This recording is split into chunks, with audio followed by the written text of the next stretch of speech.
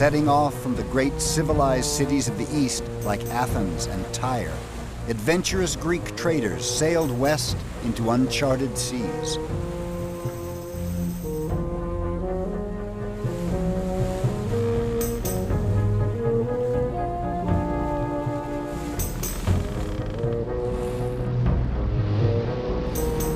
Navigating by the stars, without instruments, they began to explore a remote and little-known peninsula of the Western Mediterranean.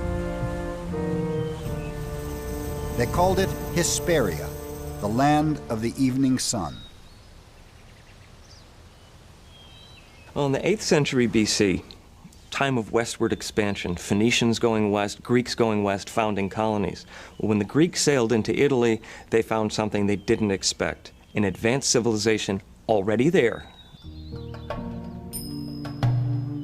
Here in the hills of Tuscany, there were already walled cities. There were kings and high priests.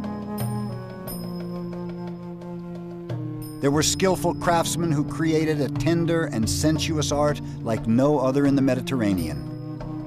And there were traders ready to barter the finest gold and ironwork the ancient world had ever seen.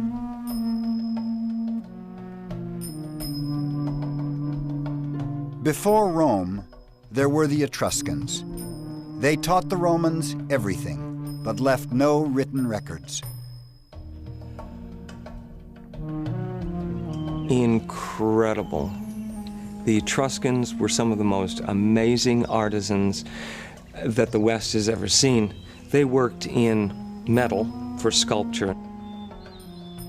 They worked in terracotta and life-size statues with these amazing, inviting expressions. Very warm. They're not cold and distant, but they're people that you want to meet.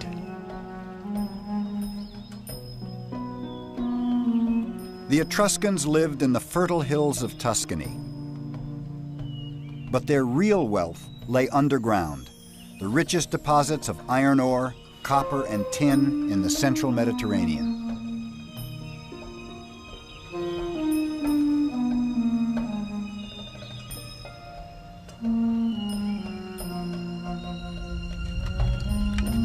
As early as 700 BC, they created shafts, tunnels, subterranean galleries, smelters and slag heaps so vast that 2,500 years later, Mussolini reprocessed them to produce weapons for World War II.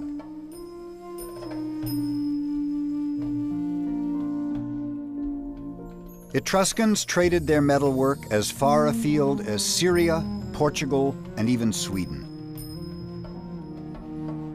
But above all, the Etruscans were famous for their open displays of affection between men and women. It shocked the ancient world.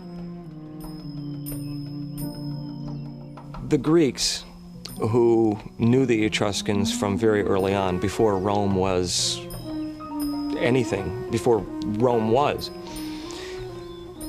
saw that the Etruscan people gave a position to women that the Greeks certainly wouldn't. Not only were women part of the entire house, women reclined at banquets with men, which for a Greek was absolutely unthinkable. It is no shame for the Etruscans to be seen having sexual experiences, for this too is normal there. It seems to be the local custom. Posidonius. And they show no shame in sensuous acts. While the torches are still lit, servants bring in courtesans, sometimes even their own wives, and they all engage in lovemaking, publicly. Theopompus. The Greeks and later the Romans loved to embroider scandalous stories about the decadence of the Etruscans. They were almost certainly untrue. But it is true that the Etruscans created memorable portraits of sensual pleasure. After the Etruscans, the idea of portraying such intimacy between men and women disappeared from Western art for almost 2,000 years.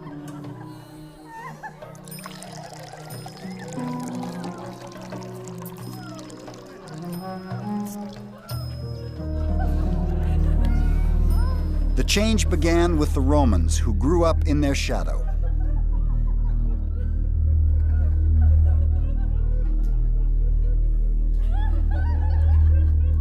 The first Romans were primitive, tough backwoodsmen. They resented the Etruscans, but had everything to learn from them, including the darker sides of civilization. Like all ancient people, the Etruscans were rigidly divided by class. Brutal rituals enforced the power and prestige of the nobility. Etruscans staged games at the funerals of important men. The losers were killed. Their blood celebrated the prestige of the dead man and was an offering to his spirit.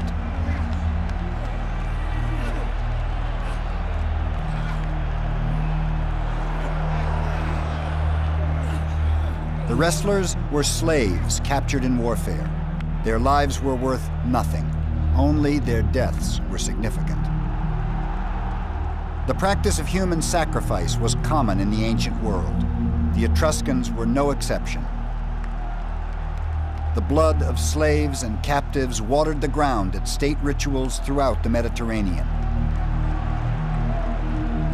Romans inherited the Etruscan taste for sacrificial blood.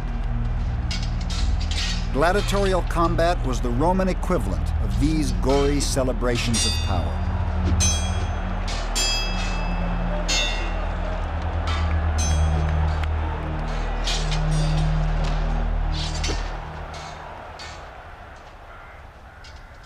Rome took everything from the Etruscans. Etruscan engineers showed them how to drain the marshes where Rome now stands and channel the water into underground sewers.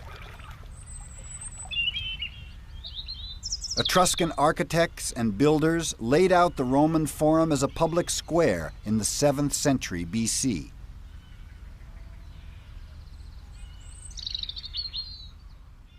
Though Romans owed everything to the Etruscans, they would one day turn on them, crush their beautiful cities, and defame their memory.